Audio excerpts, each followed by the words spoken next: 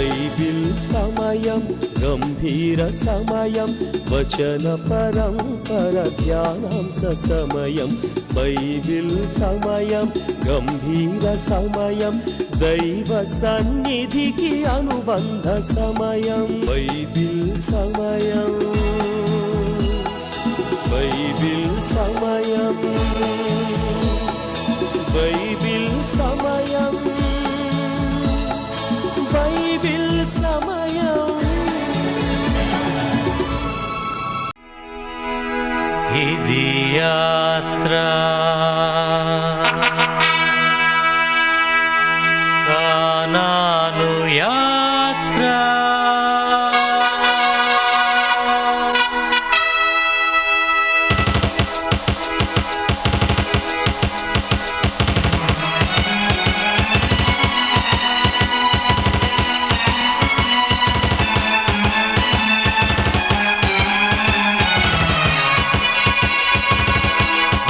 శూరుడు యెహోవా యుద్ధ వీరుడు యెహోషువ యెహోవాధిపత్యాన యెహోషువ నాయకత్వాన సాగిరుచిన యాత్ర కానాను స్వాధీన యాత్ర జయం జయం వేసేయునకే జయం జయం యెహోవాకే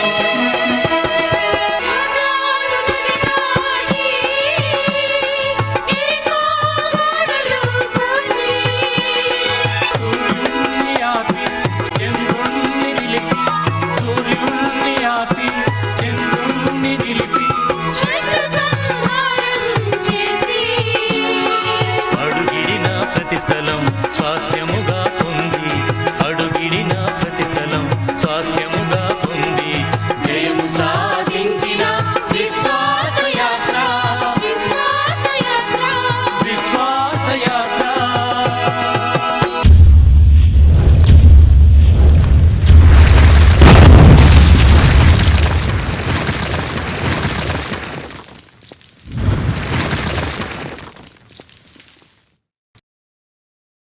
ఈరోజు ఈ కార్యక్రమాన్ని నిర్వహించడానికి సహాయపడిన ప్రియులకు యేసు అనుచరులందరము కలిసి హృదయపూర్వక వందనాలు చెల్లిస్తున్నాం.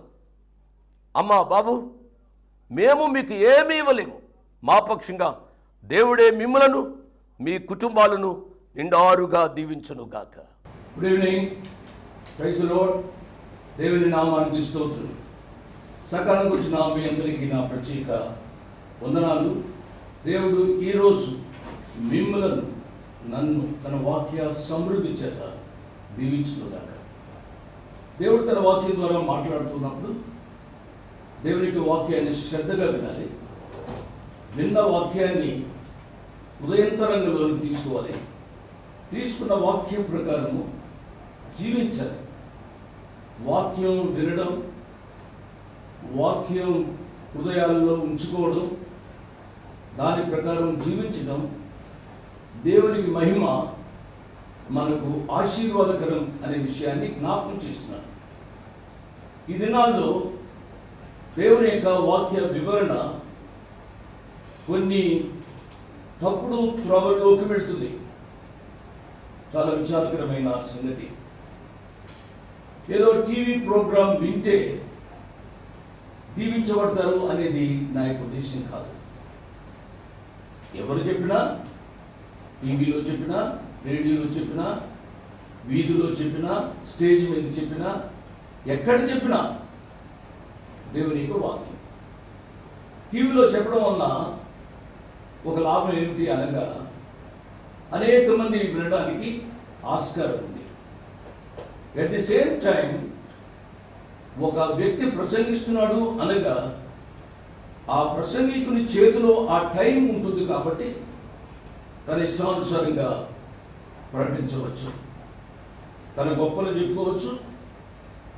నా ద్వారా ఈ కార్యం జరుగుతుంది, ఆ కార్యం జరుగుతుంది, వాళ్ళతో రాశారు, వీళ్ళతో రాశారు అని తమ గొప్పలు చెప్పుకొని వారి స్వార్థం ప్రకారం డబ్బులు సంపాదించవచ్చు. ఇది నాలో జరిగేది. ఎక్కువగా అది అని మనుషులు మాట్లాడుతున్నప్పుడు టీవీలో మాట్లాడే వాణిగా నాకు కూడా చాలా బాధగా ఉంటుంది. దేవుని వాక్యాన్ని ప్రజలకు చెప్పాలి, మన మాటలు కాదు ఆకర్షించేది. ఒకవేళ నా మాటలు చాలా మందిని ఆకర్షిస్తున్నాయి, డబ్బులు పంపుతున్నారు అని అంటే అది తాత్కాలిక ఆకర్షణే, కానీ శాశ్వతమైన ఫలితాలు మన యొక్క సేవలో రావాలి అనగా దేవుని వాక్యాన్ని ఉన్నట్లుగా ప్రకటించాలి. దయచేసి సత్యాలు మీ మనసులో ఉంచుకునండి. సందేహమేలా సంశయమదేలా ప్రభు యేసు గాయములను పరికించి చూడు, గాయాలలోని వ్రేలు తాకించి చూడు. సందేహమేలా సంశయమదేలా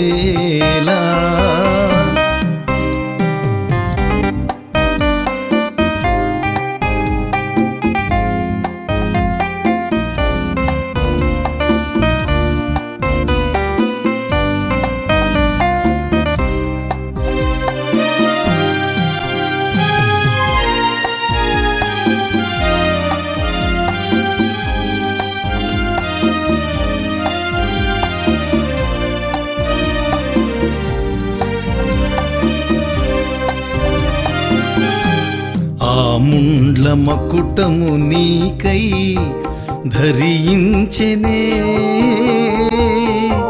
నీ పాప శిక్షను తానే భరించెనే. ఆ ముండ్ల మకుటము నీకై ధరించెనే, నీ పాప శిక్షను తానే భరించెనే. ప్రవహించే రక్తధారా నీ కోసమే, కడుఘోర హింసనందే నీ కోసమే. ప్రవహించే రక్తధారా నీ కోసమే, కడుఘోర హింసనందే నీ కోసమే. సందేహ ఈరోజు యెహోషువ గ్రంథం 17వ అధ్యాయంలోంచి కొన్ని సత్యాలు నేర్చుకున్నాం. దానికి ముందుగా ప్రార్థన చేసుకున్నాం. ప్రేమ కలిగిన మా ప్రియ పరలోకపు తండ్రి, వందనాలు, స్తోత్రాలు నాయన. ఈ దినం కూడా మీ కృపా వాక్యాన్ని చెప్పడానికి ఇచ్చిన కృప కొరకై వందనాలు, స్తోత్రాలు నాయన. మాకంటే శ్రేష్ఠులు, విద్యావంతులు, అందచందాలు కలిగిన వారు, ఆస్తి పరులు కాలగర్భంలో గతించిపోతున్నారు. ఈ రాత్రి వరకు, ఈ సమయం వరకు మేము బ్రతుకున్నాము అని అంటే కేవలము మీ కృప కనికరాలి. ఈ రాత్రి మీరు మాతో మాట్లాడుతుండగా మీ వాక్యానికి విధేయులమయ్యే కృపను గ్రహించుమని యేసు ప్రభువు వారి ఉన్నతమైన నామమున స్తోత్రం చెల్లించి వేడుకున్నాము తండ్రి. ఆమేన్, ఆమేన్ అని చెప్పిన మీ అందరికీ నా ప్రత్యేక ధన్యవాదాలు. మనము 14వ అధ్యాయాన్ని ముగించుకున్నాం. 14వ అధ్యాయంలో కాలేబును గురించి మనం చెప్పుకున్నాం. ఈ 15వ అధ్యాయంలో కూడా కాలేబును గురించి మనం చెప్పుకుంటాం. 15వ అధ్యాయం మొదటి 12 వచనాల్లో యూదా వంశస్థులు పంచిన స్థలాల పేర్లు ఉన్నాయి. 12 గోత్రాల్లో మొదటి గోత్రము యూదా గోత్రం. మొదటి గోత్రము యూదా గోత్రము కాబట్టి యూదా గోత్రానికి స్వాస్యాన్ని మొట్టమొదటిగా ఇచ్చారు. ఎప్పుడైనా మొదటి గోత్రాన్ని అనగా యూదా గోత్రాన్ని మనం చూస్తాం దేవునికి వాక్యంలో. అర్పణలు తెచ్చుటలో మొదటి గోత్రం యూదా గోత్రం వారే తెచ్చారు. సంఖ్యాకాండం 7వ అధ్యాయము 12వ వచనం. వారు ప్రయాణం చేయడంలో ముందు యూదా గోత్రం వారే ఉన్నారు. సంఖ్యాకాండం 10వ అధ్యాయము 14వ వచనం. ఇశ్రాయేళ్ల మకాంలో సూర్యుడు ఉదయించు తూర్పు దిక్కున యూదా పాళెపు ధ్వజం వారే దిగేవారు. సంఖ్యాకాండం 2వ అధ్యాయము 3వ వచనం. ఎక్కడైనా ఎప్పుడైనా యూదా గోత్రానికే మొదటి స్థానం ఉండేది. యూదా అనే మాటకు స్తుతి అని అర్థం. ఇందులో మనం నేర్చుకోవాల్సిన పాఠం ఏమిటి అనగా మనం నేర్చుకోవాల్సిన పాఠం ఏమిటనగా మన యొక్క ఆధ్యాత్మిక జీవితంలో స్తుతికి ప్రాధాన్యత ఇవ్వాలని నేను మనవి చేస్తున్నాను. మనము ప్రార్థన మొదలుపెట్టాము అని అంటే మన గూర్చే మనం చెప్పుకుంటూ ఉంటాం. నాకు అది లేదు, నాకు ఇది లేదు అని. ప్రభువా నాకు అది దయచే, ఇది దయచే అనే ప్రార్థన చేస్తూ ఉంటాము. కానీ మనం చేసే ప్రార్థన దేవుడు అంగీకరించాలి అనగా మన ప్రార్థనలో స్తుతి ప్రథమముగా ఉండాలని నేను మనం చేస్తూ ఉన్నాను. ఆయన చేసిన ఉపకారాలు ఎన్నో.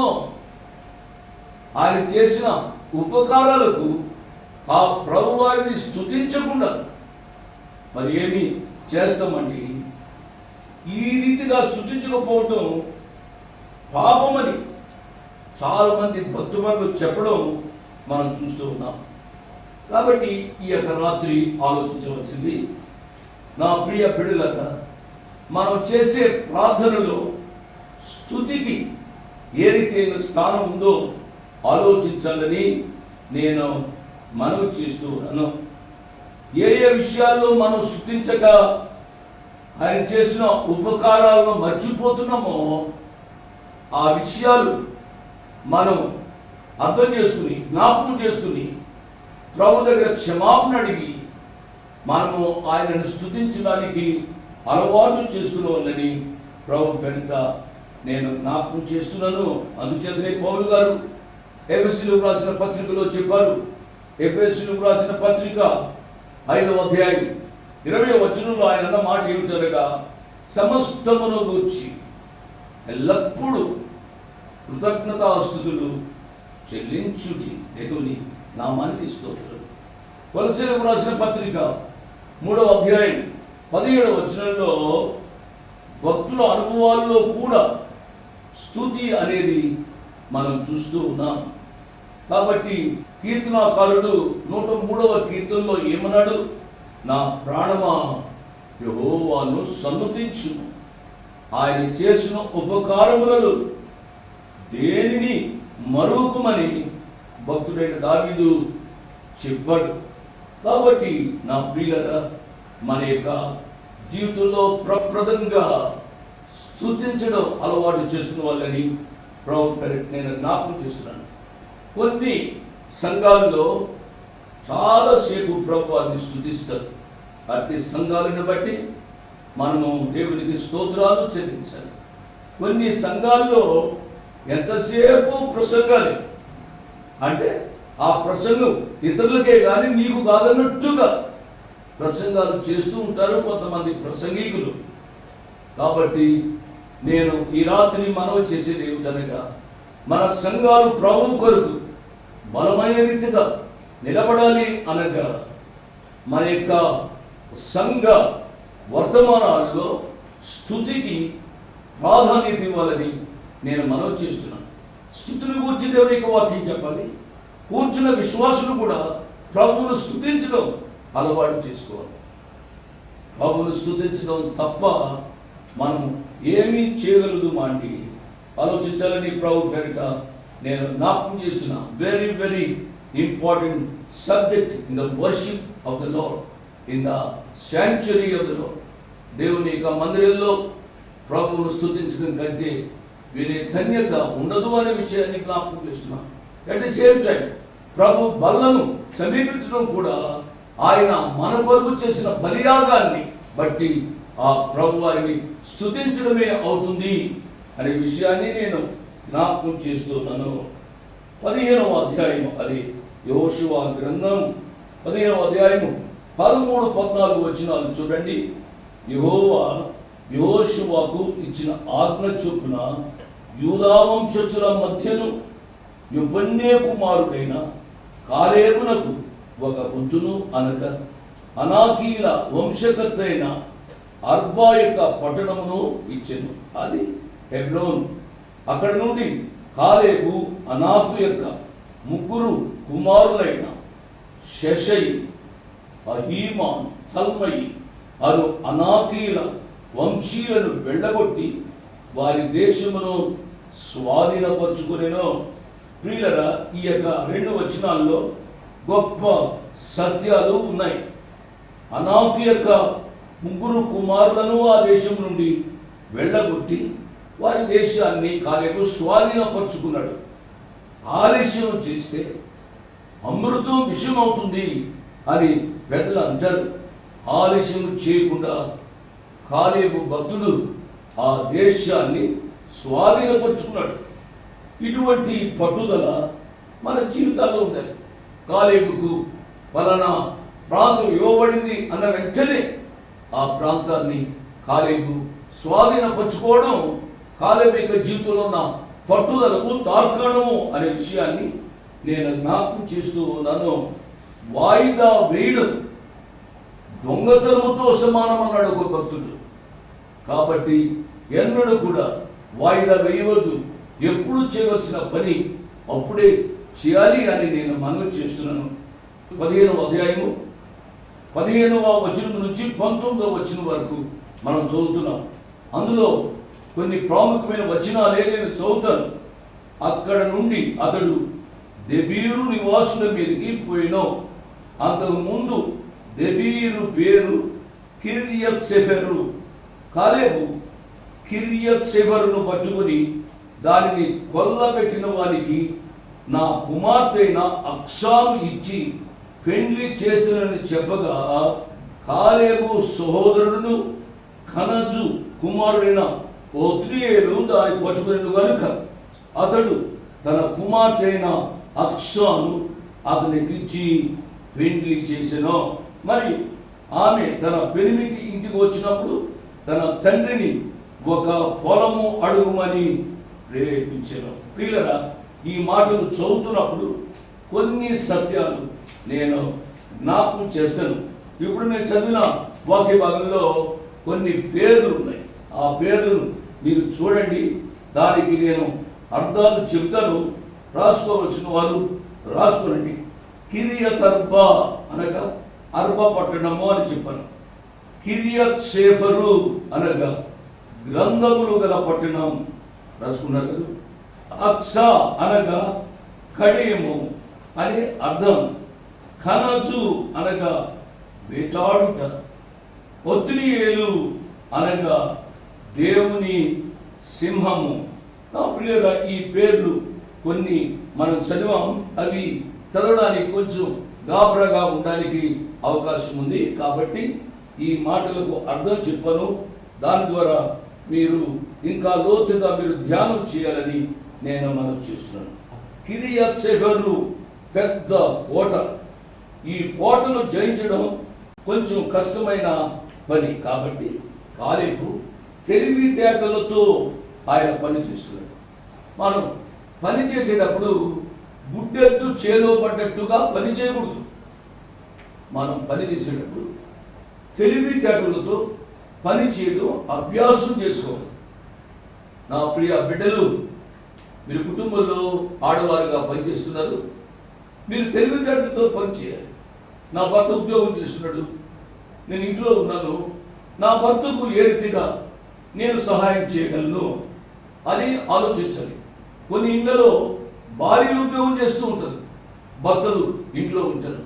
కాబట్టి నేను నా భార్య తెచ్చే ఇన్కమ్కు ఏ రీతిగా సహాయపడగలుగుదును అని చెప్పి భర్త ఆలోచించాలి.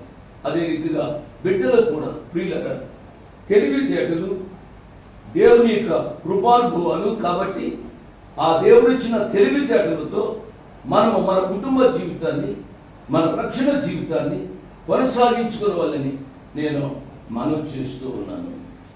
కాలేబు తెలివితేటలతో పనిచేస్తున్నాడు అని చెప్పారు కదా. మనం కూడా తెలివితేటలు కలిగి మన బుర్రను ఉపయోగించి మన యొక్క వ్యక్తిగత కుటుంబ జీవితాన్ని సాగించాలి. తన క్రిందనున్న వారిని ప్రోత్సహించడం కొరకు ఒక ఉపాయాన్ని కాలేబు ఆలోచించాడు. ఏమిటా ఉపాయం? ఈ కోటను పట్టుకున్న వారికి నా కూతురు అక్సాను ఇచ్చి పెళ్లి చేస్తాను అన్నాడు. పిల్లలు ఎప్పుడైతే నా కుమార్తెను ఇస్తాను అని అన్నాడో, ఒక అబ్బాయి వచ్చాడు ఒత్నియేలు అని. ఒత్నియేలు అనగా నేను అర్థం చెప్తున్నాను. ఒత్నియేలు అనగా దేవుని సింహము అనంతం. ఒత్నియేలు అనే పదానికి నేను అర్థం చెప్పాను. కాబట్టి ఆ ఒత్నియేలు ముందుకు వచ్చాడు. ముందుకొచ్చి ఆ అమ్మాయిని పెళ్లి చేసుకున్నాడు. తర్వాత నేను చెప్తాను. దీనిని మన వ్యక్తిగత జీవితాలకు అన్వయించుకుందాం.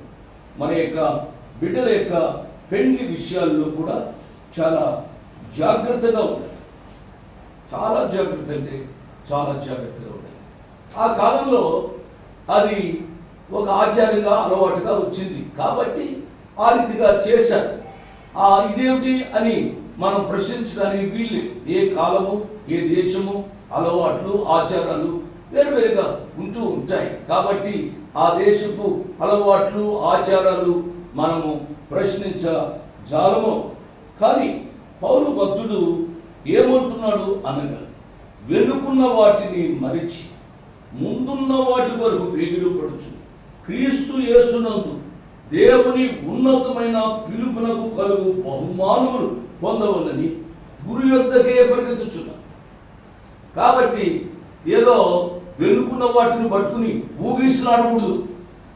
అప్పుడు అది చేశారు కాబట్టి ఇప్పుడు చేయడం లేదు. ప్రియ బిడ్డలారా, మనము సందర్భానుసారంగా దేశంలో ఉన్న, రాష్ట్రంలో ఉన్న మార్పులను బట్టి మనము జీవించి దేవునికి వాక్యం చెప్పాలి. ఎన్ని సంవత్సరాలు గడిచినా, ఎంతమంది వచ్చినా మారంది దేవుని యొక్క వాక్యం. దేవుని యొక్క వాక్యం మారదు, కానీ పద్ధతులు మారుతున్నాయి కదూ. నా చిన్నప్పుడు మామూలుగా బోర్లు పట్టుకుని దేవునికి వాక్యాన్ని చెప్పాడు. ఇప్పుడు బోర్లు పట్టుకుని దేవునికి వాక్యం చెప్తామంటే కుదరదు కదూ. నాగరికత మారింది, ఎలక్ట్రానిక్ యుగంలో ఉన్నాం, అనేక సౌకర్యాలు వచ్చాయి. ఇప్పుడు ఒక ఎలక్ట్రానిక్ సౌకర్యం ద్వారా మాట్లాడితే కొన్ని వేల మంది వింటారు కాదు. కాబట్టి పరిస్థితులకు అనుగుణ్యంగా మన యొక్క జీవితాలు మార్చుకోవాలి. నా ప్రియ తల్లిదండ్రులకు నేను చెబుతున్నాను, బిడ్డలను కనడం ఒక ఎత్తు, వారిని పెంచడం మరి ఒక ఎత్తు. మన బిడ్డలు ఎంతో భద్రంగా పెంచాలి, అది అందరికీ తెలుసు. వారి వివాహ విషయాల్లో ఎంతో శ్రద్ధ వహించాలని నేను మనవి చేస్తున్నాను. దీనికి పెళ్లి కావడం లేదు, ఎవరు పడితే వాళ్ళని చేసేద్దాము అని బిడ్డ మీద విసుకోకూడదు. నా ప్రియ తల్లిదండ్రులారా, మన బిడ్డల యొక్క వివాహ విషయాల్లో చాలా జాగ్రత్తగా ఉండాలని ప్రభు పేరిట నేను జ్ఞాపకం చేస్తున్నాను. తొందరపడి చేతులు కాల్చుకోవద్దు, ఎక్కువగా ప్రార్థించండి, దైవ చిత్తాన్ని తెలుసుకోవడానికి ప్రయత్నం చేయండి. ఎప్పుడైతే ఈ రీతిగా ప్రకటించాడు కాలేబు, ఒత్నియేలు అనే యువకుడు ముందుకు వచ్చాడు. ఈ ఒత్నియేలే న్యాయాధిపతి. దేవుని యొక్క చిత్తంలో ఉన్న వ్యక్తిని దేవుడు ఎంతగా దీవిస్తాడు. అతడా ఈ స్థాయికి వచ్చింది అని ఆశ్చర్యపడే రీతిగా దేవుడు దీవిస్తాడు. చూడండి, న్యాయాధిపతుల గ్రంథం 3వ అధ్యాయం 9వ వచనం. ఇశ్రాయేలీలు యెహోవాకు మొర్రపెట్టగా యెహోవా కాలేబు తమ్ముడైన కనజు యొక్క కుమారుడు ఒత్నియేలును రక్షకునిగా ఇశ్రాయేలు కొరకు నియమించి వారిని రక్షించేది. కాబట్టి ఒత్నియేలు దీవించబడ్డాడు. ఒత్నియేలు దీవించబడ్డానికి కారణం తన భార్యలో ఉన్న కొన్ని సులక్షణాలు నేను జ్ఞాపకం చేస్తాను. ఒకటి, తన తండ్రి తెచ్చిన సంబంధానికి విధేయురాలైంది. నెంబర్ 1. నెంబర్ 2, భర్త దగ్గరికి వచ్చిన తరువాత తన కుటుంబ క్షేమాన్ని కోరుకుంది. నెంబర్ 2. నెంబర్ 3, ఆమె తన తండ్రిని చూచిన వెంటనే గాడిదను దిగింది అనగా తండ్రి పట్ల గౌరవాన్ని తెలియజేస్తుంది. నా బిడ్డలారా, ఈ సత్యాలు గ్రహించి దేవుని వాక్య ప్రకారం జీవించడానికి తీర్మానం చేసుకున్నామని మనవి చేస్తూ ముగిస్తున్నాను. దేవుడు మిమ్మల్ని నిండారుగా దీవించునుగాక. ఆమేన్. ఇంతవరకు వాక్యాన్ని విన్నందుకు మీకు నా హృదయపూర్వక వందనాలు. ఒక ప్రత్యేకమైన మనవి చేయడానికి మరొకసారి మీ ముందుకు వస్తున్నాను. అదేమిటి అనగా, ఈ కార్యక్రమాన్ని నిర్వహించడానికి నేను ఎంతో ధైర్యం చేశాను అనే విషయాన్ని జ్ఞాపకం చేస్తున్నాను. డబ్బుండి కార్యక్రమాన్ని ప్రారంభించలేదు. నన్ను రక్షించి ఇంతవరకు పిలిచిన ప్రభు ఉన్నారు అని, తదుపరి విశ్వాసులైన మీరు ఉన్నారు అనే ధైర్యంతో ఈ కార్యక్రమాన్ని కొనసాగిస్తున్నాం. కాబట్టి ఈ కార్యక్రమానికి అయ్యే ఖర్చులో కొంత భాగమైన మీరు భరించాలని మనవి చేస్తున్నాను. ఒకరోజు కార్యక్రమానికి ఎంత ఖర్చు అవుతుందో ఆ విషయాలు మీరు తెలుసుకోవాలంటే దయతో నాకు ఫోన్ చేసి కానీ, ఆఫీసుకు ఉత్తరం రాసి కానీ తెలుసుకొని సహాయపడమని ఒక తండ్రిగా, దైవదాసునిగా, అంకులుగా మీకు మనవి చేస్తున్నాను. My address 1-1-214/2, flat number 505506. 1-1-214/2, flat number 505506. Prithvi Apartments Extension, Vivek Nagar, Chikkarpalli, Hyderabad 20. దేవుడు మిమ్మల్ని నిండారుగా దీవించునుగాక. ఆమేన్.